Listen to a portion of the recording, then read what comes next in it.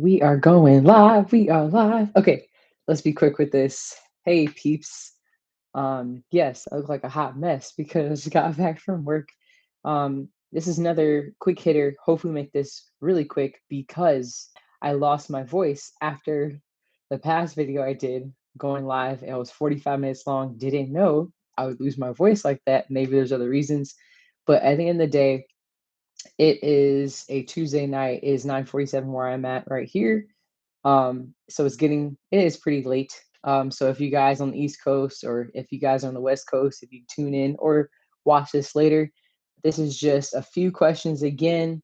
I do accept questions via Instagram, even Facebook, just to talk and just general questions that we can do like a Q&A. It's a little bit more structured. We can have these questions and talk it through. So, real quick, first question. Thank you for these questions. First question is: did you always want to be a physical therapist, athletic trainer? Question mark. What did you want to do before? No, I did not want to be an athletic trainer or physical therapist before. I literally, high school, of course, when you're growing up, oh man, you argue really well. You should be this, this, and that. So, high school, I was like, oh, I want to be a lawyer. I want to get into law school. And I want to work on injustice, and that's what I wanted to do. I thought I had to go through that type of structure to do that. Get through undergrad, or I should say, my first year of undergrad.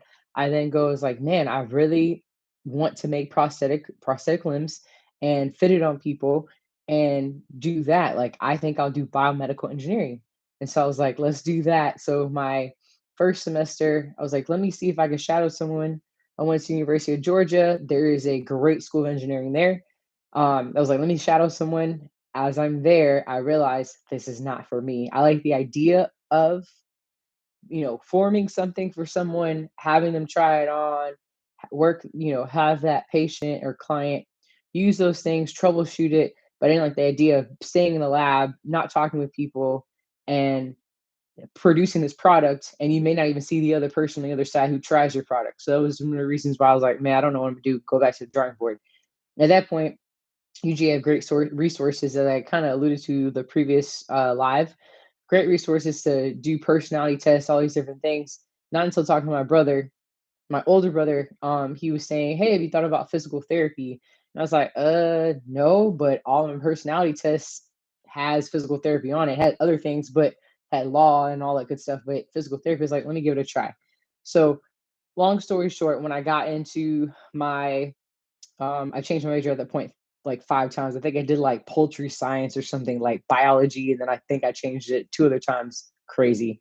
By that time, I apply for physical therapy, which pre-physical therapy, some places call it kinesiology, some places may call it um, exercise sports science, those type of things. Basically, I got into a program in undergrad that was called that, and that's when I discovered an elective that I alluded to the last video, an elective called athletic training.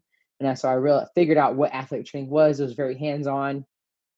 And the physical therapy was a lot more research based in what I was learning, research based and getting the foundation. So your anatomy, physiology, getting that framework. And the athletic training, I was able to apply the stuff that I learned with the physical therapy or the kinesiology I was getting as well. So that was like awesome. Also, my mother, years back, at this point, it's probably a decade, she underwent physical therapy for herself. She was paralyzed on the left side of her body. By the grace of God, that is another story for another day. She did rehab and got back to walking and doing all the stuff that she needed to get doing, that she didn't have any issues. I had physical therapy, but for me, it was more so when I tore my ACL, MCL, and meniscus, the trifecta, and figured out what a physical therapist was on that side. But never did it occur to me that I want to be a physical therapist. So I think it was great to go through that little journey and figuring out then as a physical therapist, you can go with whichever avenue you want to, say you want to do peds, sports, et cetera, et cetera. So not until I did athletic training while I was in undergrad and doing electives and then finally getting into that athletic training program, because it was an undergraduate or bachelor's degree at that time. Now it's like pre-athletic training. That's when I realized I was like, I want to do sports. I want to do sports physical therapy. Next question. and we are at 4 minutes, about to be at 5 minutes. Okay, perfect. Not doing too much for this video. How long have you been working as an athletic trainer physical therapist? How long have you been working this job?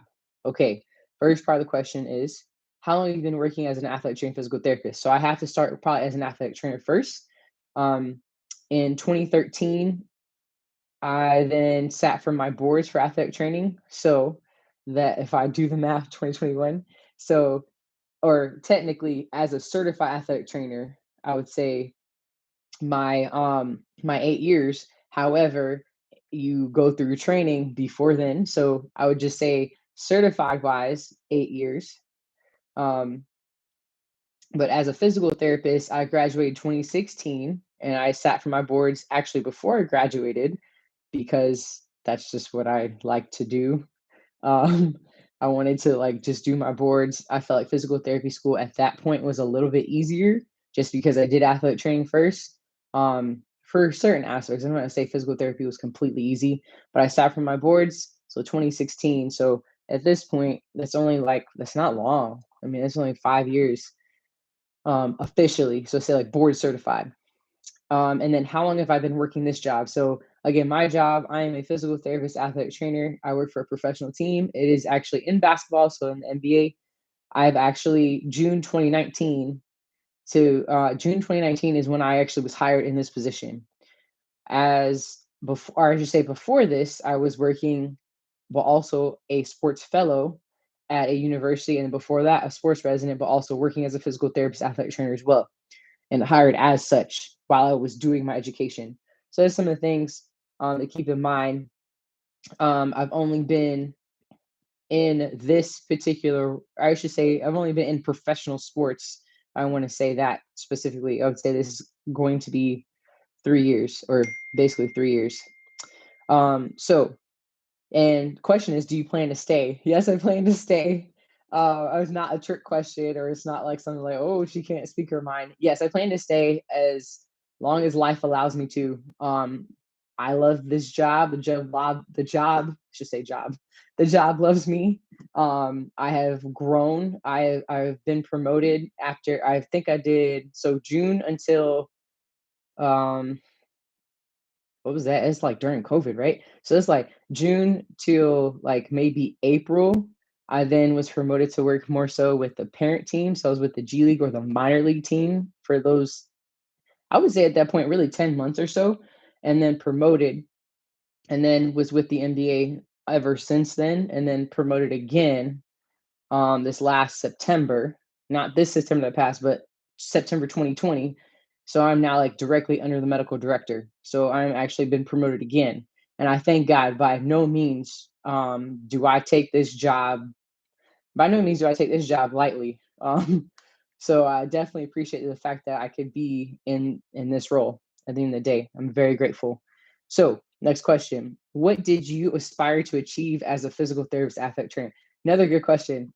Um, this will allude to when I was in physical therapy school. You're like, oh, I want to do sports physical therapy. And you're at the point you're like, I can work at a high school. That's great. Now I want to work at a college. It's like, oh, I want to work at LSU. I want to work at University of Miami. And those are thoughts I had in my head. This is before I was thinking of residency and fellowship at that time, which was awesome. But then when I got into my residency, actually, that's when I was like, man, I kind of like the idea of professional sports, but I'm not sure. And at that time, I'm not throwing anyone under the bus, but at that time, there wasn't anyone else who was a physical therapist athletic trainer. So there's no one else that was duly certified in, I would say, the NBA at that time. Um, and someone can go ahead and correct me if I'm wrong, and that is totally fine. I'm open to any correction. At that time, there was no physical therapist athletic trainer that was a Black woman. So at when I'm going around saying that's what I want to do, yes, people are going to be like, "Are you okay? Are you crazy? Is everything okay? That's a lofty goal. Are you sure?" And it was like, "Yes, that's what I want to do. If it doesn't happen, that's totally fine. But I'm gonna pray about it. And if the door opens, then that's where I'm supposed to be." So that was my goal, to be in the NBA. That was basically when it says, "What do you aspire to achieve?" Yes, and then what I now, being in this role, I've just been promoted a few other times. I am grateful for this role. So I've actually been able to do more than I think I thought I could. To be honest, I was thinking like, oh, minor league, G League, and it was like God said, "Hey, open this door." And then I'm here. Then I'm under the medical director. Then I'm here, and I greatly appreciate this opportunity. And now my thing is to actually like inspire other people, to help other people, whether they're in high school. I talk to people who are in high school. I talk to people who are undergrad, grad school, who were in PT, who decided to do athletic training, who decided not to do athletic training, did strength conditioning, whatever I can to help other people, not saying to do my journey, help other people to get to where they want to get to, whether it's the NFL, whether it's the MLB, NHL, those things that if I don't have the answers, maybe someone that I am connected with to help them. And also to inspire other people to say they don't get that GRE score that they said, oh, I wanted that GRE score to get into school. They don't get it, and they're like, well, I'm not going to apply anyway. And it's like, no, like, let's talk about the other things you bring to the table and let's reassess and go from there. So that's what I would say multiple things I aspire to achieve in my role, or just being a physical therapist athletic trainer. Next question. What is your favorite part about working with the NBA? That is really tough because I like the idea of course, yeah, working with the players. Everybody has their own personality, and some people who may not have meshed well in the beginning, then they get to know you and you mesh really well. Like you're all like brother and sister, or in this case, maybe more like an aunt. Um, and then obviously the travel is something that you're not paying for travel. You're experiencing this. No, it's not on your time, but there's so much things you could take advantage of to say, okay, yes, I could be sleeping right now, but let me go walk outside and let's see what Milwaukee looks like. Let's see, what Sacramento looks like, because otherwise I wouldn't have done that unless I did travel therapy and there was an opening there. So some of those things, and then opening your eyes to some of the business side of things. So because of the promotion, I now can actually get an idea of not just treating an athlete or treating, a staff member or anything like that. You also get the business side and understand about like how contracts work. You're not saying you get into the fine details, but you get an understanding of contracts and deals and length of deals and length of contracts and some of the things that are listed in some of these contracts and per agent and talking with agents. I did a little bit of that more actually in the G League because there's not many of you. Like you're kind of the only person there with your strength conditioning staff member. So that was actually really cool. And I would say it's still cool learning that stuff. There's a lot of things. Uh, Meeting people that you see them on the internet and you're like, hey, I was talking to you on LinkedIn. It's good to see you in person. It's like, whoa, like, okay. Like some of the stuff that because you travel, you get to see these other teams, the personnel, you get to even the ball boys. Like I don't take none of this lightly. Like talking with the ball boys, talking to people that clean up after us on the bench, like getting to interact with them, and some of them just saying, "I've never seen anybody that looks like you in your role." You're the first, even some coaches, this first person I've seen sit on the front bench, sit right next to the head coach. Like X, Y, and Z. Don't take that lightly. Like I want to make sure I have like a positive impact and give God the glory in the process. So that's basically what I would say. There's multiple things I like about the NBA. We're almost done, and it's at 13 minutes and change. Ooh, how has COVID impacted your career? If we want to go back from the beginning, so literally it was like the basically it's known history, so it's not like I'm spreading anything special. When we were about to play the Utah Jazz, our game didn't even begin. It stopped, it ended. So basically at that point we're like, oh, it's a pandemic, or not. I say pandemic, it wasn't declared exactly, it was declared 2 days later. But at that point we didn't do the game because it was like, hey, we have some stuff going on, and we ended the game. Once we ended that game in March, it turned out like nothing else happened for months, and um all other professional sports shutting down, like no games, no practices. And then that's when obviously the whole world basically shut down. Everything was virtual. We're checking in with our players virtually. We're trying to make sure everybody's good. We're also trying to protect ourselves. And then we get to the point where it's like, oh, we're going to have an NBA bubble. So then it's like, then okay, other teams, or say other professional sports are having bubbles, and then like seeing how that works and talking to people who are in the bubble, talking to people who are out of the bubble. Um, and then there's people who didn't go into the bubble and working with players that need to rehab and um, didn't play while they're in the bubble. So some of those things, it all affected everybody mentally. And we wanted to be effective in our job because say we see a player or we see a coworker every single day. Like you have a when people say like a work husband or work wife, like you see them 90% of your year, you're with these people. Because when people say off season, we don't really have an off season. Like we're going, it just like it fluctuates in our time commitment and what we're doing, I would say, in our task. So COVID really, when we're away for so long, then we finally come together. There's no more bubble, and we finally come together. And then now we're at the point where we're trying to get back what people kept saying normal, whether you're vaccinated or not vaccinated, mask, no mask. And it's like, okay, we're not going to hug, we're going to give daps. And then it's like you're playing the other opponent, but you're not supposed to walk across and say hi to, the athletic trainer. You could probably wave or say, I'll text you or like the players like you haven't seen in a while because maybe they were traded or you're like, hey, like, trying to interact. They were even to the point where you're not supposed to be sharing pens. So say if someone wanted to sign an autograph, not even supposed to be doing some of that stuff. So it changed the dynamic and all that things or all that stuff. But I feel like everyone's been affected in some way or fashion. And you're usually hugging people, and at that point you're kind of like, at that point we didn't know this COVID get in your hair, like what people would say, get in your hair and stuff like that. So those are some of the things I would say. So if we want to look at what the next question is, what is the challenge that you have faced or could face in your job? I would say challenge I face is also just being a female. So predominantly male, as you probably expect, MBA. Yes, I walk around town and I do have on my gear because it's actually I have to wear team gear. So say if I ran to the store or stuff, I've gotten comments for like, "Hey, you must be a super fan, aren't you?" And I'm like, "Yeah," because it's like, why would a female be working with an NBA team, stuff like that. But like I would say sometimes initially, I would say I would say initially,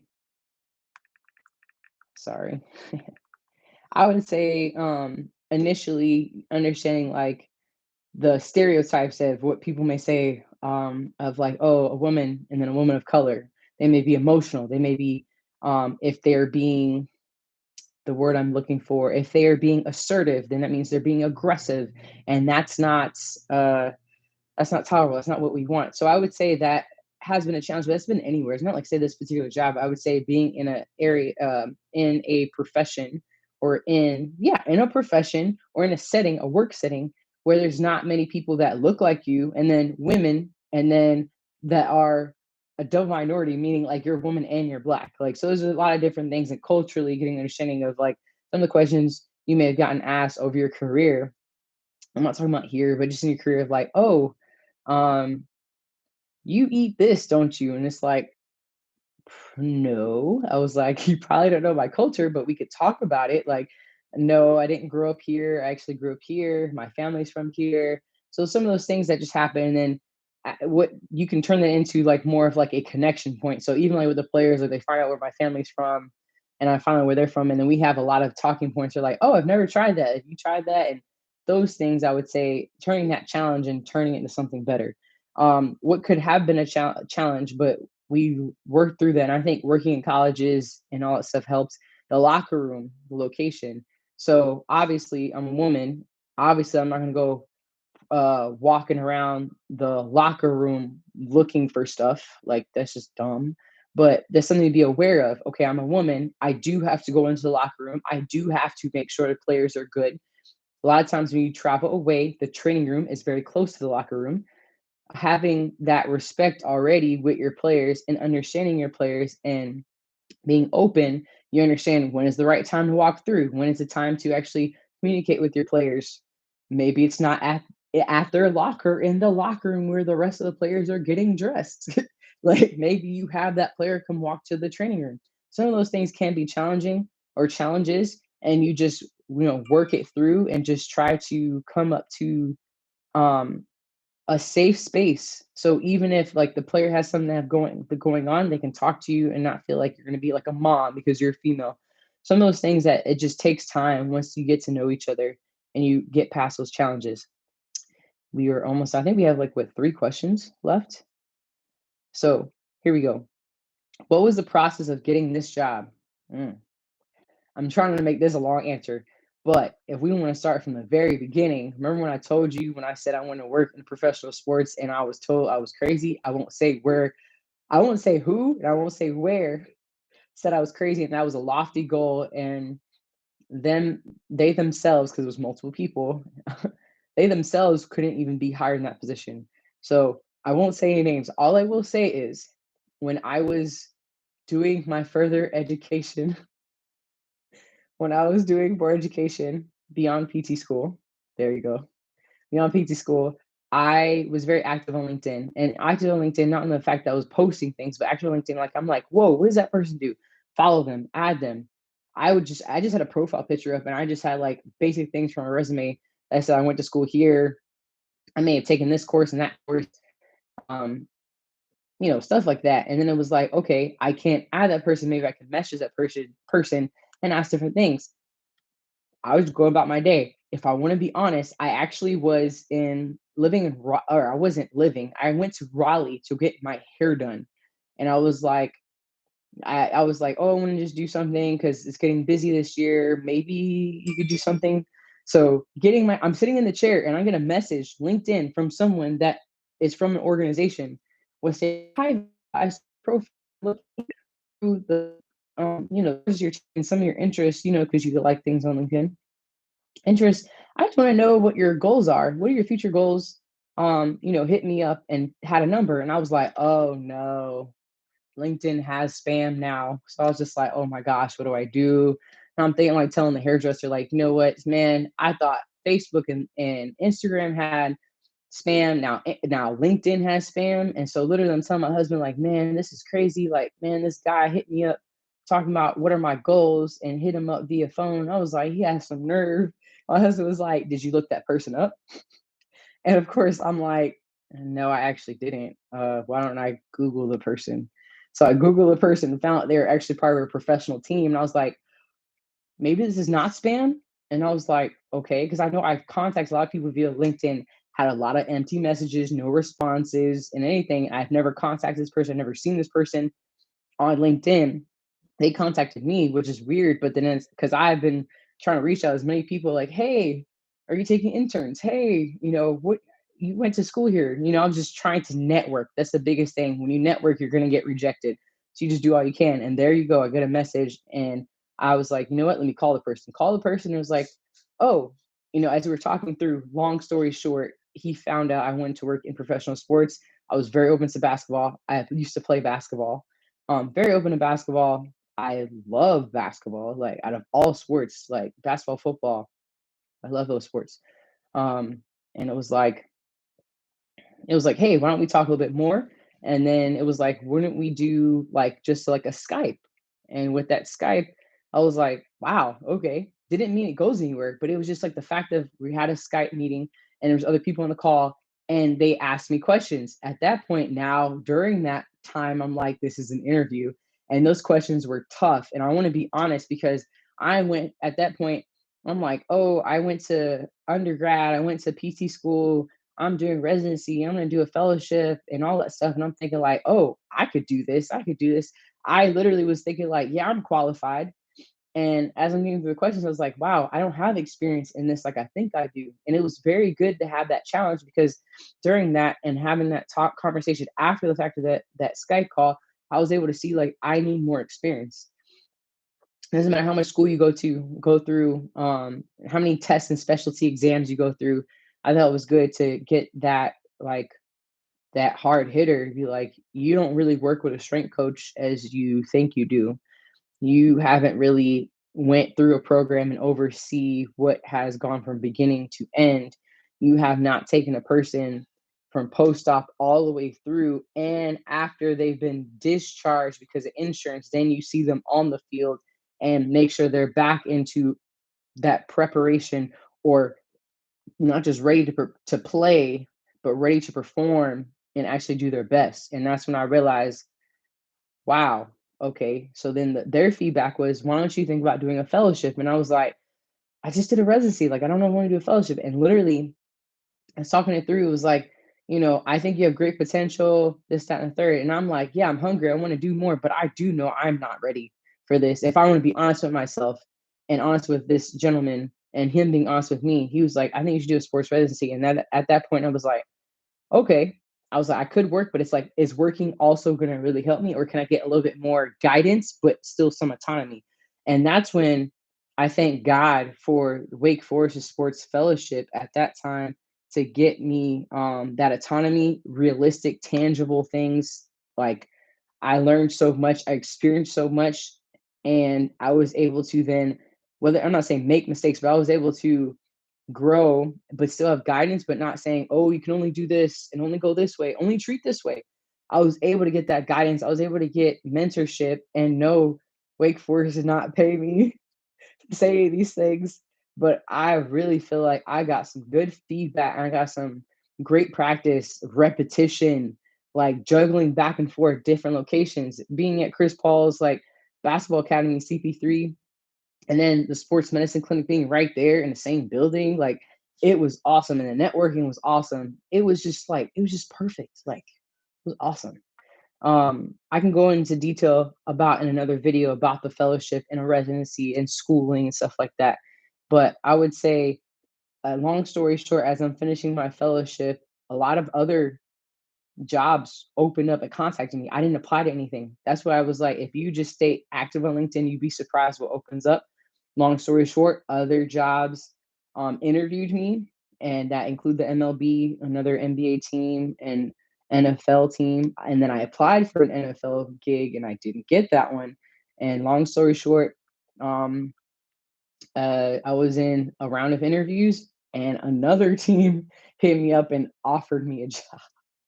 So it's kind of how however God works. He's just like, hey, you just got to be open, and he'll open the door that needs to be open, close needs to be closed. And literally, it kind of flowed like that. So I would say about that.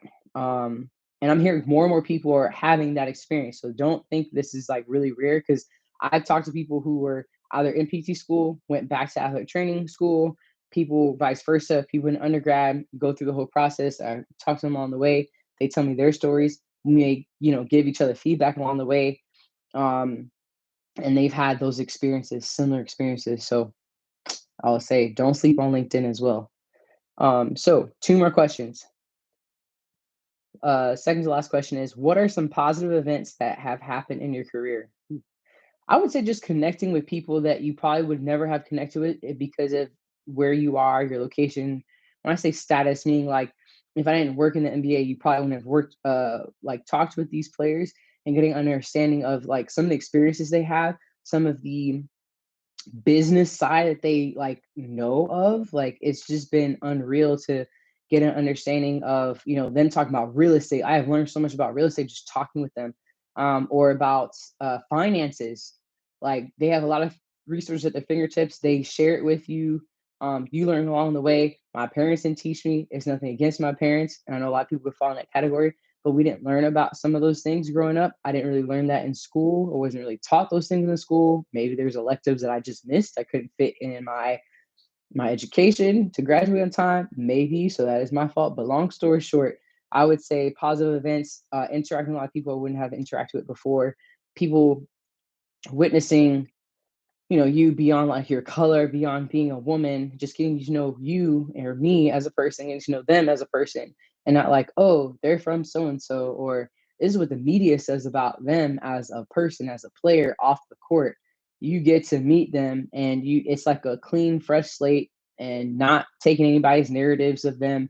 You're just seeing them for who they are and get to know them. And I think that's something that I would think it's very positive. Obviously, travel is positive. I love to travel. I love to be on the move. I love to move around. Um, Having understanding husband with all this travel and all this stuff going on. Positive also, uh, positive events I have in my career. Being able to influence other people to help them get into the careers they want to get into. And that could be just from like, certain certifications or certain um, uh, tips on like their LinkedIn, or talking to some people about like, hey, would you consider going back to school? Is that something, is that on the table for you? Or encouraging someone to reapply even though they may not have the GRE scores they're looking for, but telling them the other benefits that are at play. Um, Obviously being realistic with people about their goals as well, and not limiting people, because just like if I listen to other people about, oh, you're not going to make it to the into the NBA, then I probably wouldn't be here and wouldn't be talking right now. So I would say some of those positive events has been a lot, that I cannot name all. It's been great. But I would say, based on the next question, which is the last question, we're at 30 minutes, doing good with time. What lessons have I learned these past years? I have learned to be flexible. Um, you may say, "Oh, I'm going to treat this person this way, and when they show up through that door, this is what we're going to do. We have this plan, this, and this, and I'll regress it if I have to." And the patient client shows up. This happened to me a lot in the clinic and residency or fellowship, and they're the total opposite of what you expect. You're like, oh, what am I going to do? So being flexible that way, or you're saying this is the game day schedule, and you're saying we're going to leave for the fight this time. You're like, okay, well, if I'm going to leave at this time, let me go run these errands and do this, this, and this, so I can get some things done. And somebody may, God forbid, there may be an injury, and you're like, ooh, okay, well then I might want to run those errands. I might need to go take care of this person, make sure everything's good, X, Y, and Z. Or um yeah, you have plans of doing something, you're gonna, I want to see my family this time, and then COVID happens. So it's like with anybody, right? So COVID has really opened, I would say, my eyes to be open about things, that say things need to be a certain way. Also too, what I've learned over these years, ask for help, and not to say like, oh, because I have all these certifications and this whole alphabet behind my name, so I can't consult a PT I know who's in the outpatient setting in Atlanta, because, oh, um I am in sports and they're in orthopedics because they have their OCS. No, I can learn from that person. I can learn from a chiropractor. And it's not saying the chiropractor is trying to take our jobs and we're trying to take chiropractor. I can learn from a chiropractor on like hand placement. It's like, okay, when I do my upper thoracic manip and I want to then change to mid thoracic and low thoracic, and what is the most efficient way to doing things and using my body, I can learn from that chiropractor. So I would say those type of things. What else have I learned? um I have learned you have to get yourself back up. So a lot of times you may make a mistake, you may have the wrong diagnosis, you may treat the person not as fast. When I say as fast, meaning you didn't choose the best treatment for that person. You need to be like, okay, I made a mistake. Even if you asked for help, you didn't ask for help, whatever the case may be, it's like, this is what I did. I have to learn from it. What could I have learned from it? What can I change in the future? There's nothing I could do about it right now. The person's not progressing as fast enough as we would like. Okay, go back to drawing board.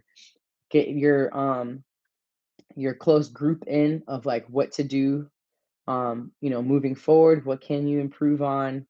What do you, maybe you're not good at manipulating. Okay, can I talk to another physical therapist who's good at doing us, a cervical manip, a lower cervical manip? I would say, be honest, that's something I need to really work on. So it's like, oh yeah, so and so does a lower cervical manip really well, and it looks like also CT junction is needed. I can do CT junction, but I think I need help with, just in case we need to do lower cervical manip. All those things come into play, that just learning, like, I can't be like, oh, I'm up here and I treat my own people and you treat your own people, and I'm not going to ask for help. It needs to be collaborative. And I don't think that's what I learned. Whether you have a certification, don't have a certification, whether you've been practicing for 2 years or for 12 years, that's what I would say I'm learning. And it's been doing a lot better job, because of the setting I'm in. It's very close knit. You see your coworkers almost basically every day, and you're learning people's strength, and you're learning more about your weaknesses. You're being open about it, and you're asking for help, and also telling, if you don't know something, you're telling the client, hey, I don't know this, but I can come back with the answer. I can have so and so help me with this. So I would say all those things come into play. We were almost at 35 minutes, and I said I want to cut this so it won't be 45. And I pray I have a voice tomorrow. So I want to end this live and say thank you so much. These were just some quick, semi quick questions and answers that I received. I'm hoping to have more. There's actually a few more questions that two other people have sent via Instagram. So I hope to have more videos in the future. I may be in Utah or so when I'm doing this, but I'll have more videos coming out about some of the travel experiences I've had um, as we are starting games. We have started games, I would say our preseason has already started. But thank you so much. Thank you for your support and hope to see you guys soon. Thank you so much. Have a good night.